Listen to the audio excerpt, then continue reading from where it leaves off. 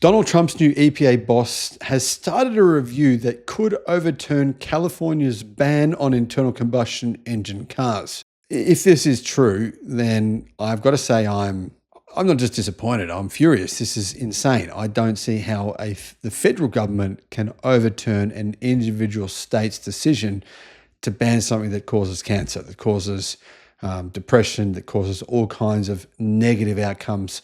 To me, banning internal combustion engines should be a major priority. And considering the fact that this wasn't meant to happen for another 10 years, I don't know, this is getting kind of out of hand. Let's be real. Hello, my friends. Welcome to the channel. I'm Sam Evans. You're watching the Electric Viking. Great to have you with us. Listen, I know some of you are Donald Trump fans.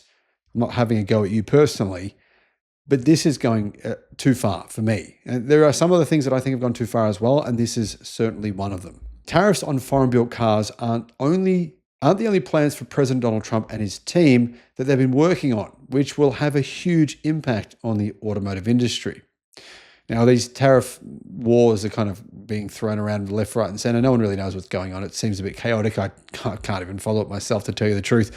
Now, Donald Trump's new Environmental Protection Agency administrator has started a process that could end rules due to outlaw combustion engines after 2035.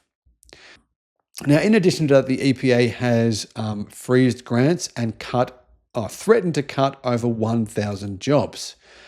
During the Biden administration's tenure, the EPA granted California waivers to set its own pollution standards, one of which resulted in a decision to demand only zero-emissions cars be sold by 2035, which will kill off internal combustion cars in a decade from now. To be honest, I don't think it's necessary. I think it's good in terms of letting people know what's going to happen. But in my opinion, in 10 years from now, it's extremely unlikely people would want to buy an internal combustion engine car. This rule was specific only to California, but also included several other states, including New York and Washington, who plan to adopt the same policy. New York and Washington were saying in 2035, just like Europe, right, we won't be selling internal combustion cars in our state. It's, to be honest, very similar to saying we don't want to sell enormous cigarettes that people just ride around on every day. It's worse than cigarettes because, fumes from cars are far, far worse. Put it this way, right? If you sucked on an exhaust all day, like the way that people suck on a cigarette, you'd be dead very quickly, right? You'd be dead in a lot less time, wouldn't you? Probably a couple of hours or maybe even less than that. Trump axed California's right to set its own standards, but Biden reinstated them after beating him in the 2020 election to help combat climate change. Now, Lee Zeldin, Trump's pick for EPA chief, says he will send the agency's decision to grant waivers to Congress for review. Once there, of course, Republicans will overturn the ruling using the Congressional Review Act. It's pretty clear from the comments at the White House that Zeldin's aim is to repeal these rules and basically take over. So California, New York, Washington, they won't be able to ban internal combustion engine cars in 2035 unless whoever it is president after Trump is able to repeal this change, to make this change again, which will be difficult. We will submit it to Congress, who will have the opportunity through the Congressional Review Act to make that waiver go away, he said on Friday, standing alongside President Trump. We will do everything in our part to help the American people to make life in America more affordable. It doesn't make life in America more affordable at all, especially not in 2035. It just makes stupid people do stupid things. Let's be honest. 2035, you would buy an internal combustion car, it's going to last for far less time, right? You're going to get less than half the life of an electric car. Obviously, the cost to refuel it, the cost to change your brakes, to service it, it's going to cost you far more than owning an EV. It's really, in my opinion, if you ignore the environmental aspect of it, it's saving idiots from being idiots. It's like putting a fence at a cliff spot where people just keep falling over and killing themselves. When Biden reinstated the waivers, he didn't subject them to congressional review, arguing that there was no need because they were state, not federal rules. The opinion was also shared by the nonpartisan Government Accountability Office Bloomberg report. So Biden put in these rules.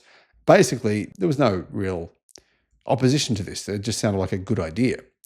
Zeldin believes the waivers should be reviewed by Congress because they have the potential to affect so much of the country, roughly 30% of America's vehicle market.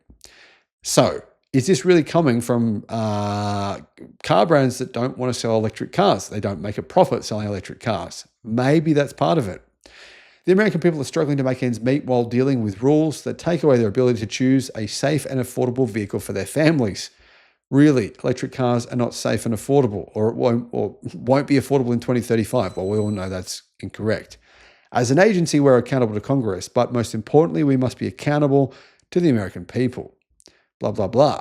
Dealers worried that the rate of growth in the EV market, though, has slowed, and that could welcome the news, but it could require some major plan changing by automakers who have built their long-term strategies around internal combustion engines being illegal in several states a decade from now. It really does throw a wrench in the works in that sense, doesn't it? Those plans can be changed, but that's going to cost more money. Car bosses must be feeling wary about what could happen if the Democrats return to power in 4 years' time and want to reinstate the overturned rules. So, all of this volatility in the automotive industry, rules being changed every 4 years or even more often than that, is actually making it hard for these automakers. They need to be able to plan. How would you vote in this situation? What are your thoughts on this? Let me know what you think in the comments.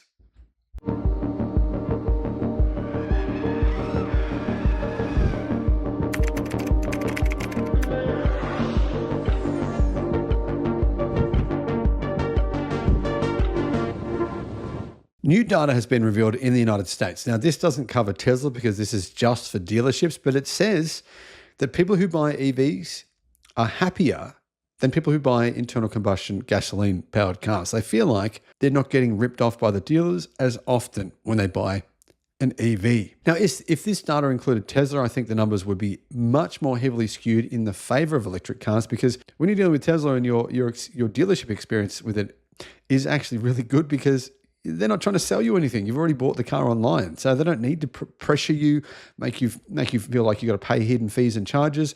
It's already on your email. You've got it, all the details are there. Hello, my friends. Welcome to the channel. I'm Sam Evans. You're watching the Electric Viking. It's great to have you with us. Dealer satisfaction has hit a new high in the US, but EV buyers are happier than people who buy an internal combustion engine vehicle.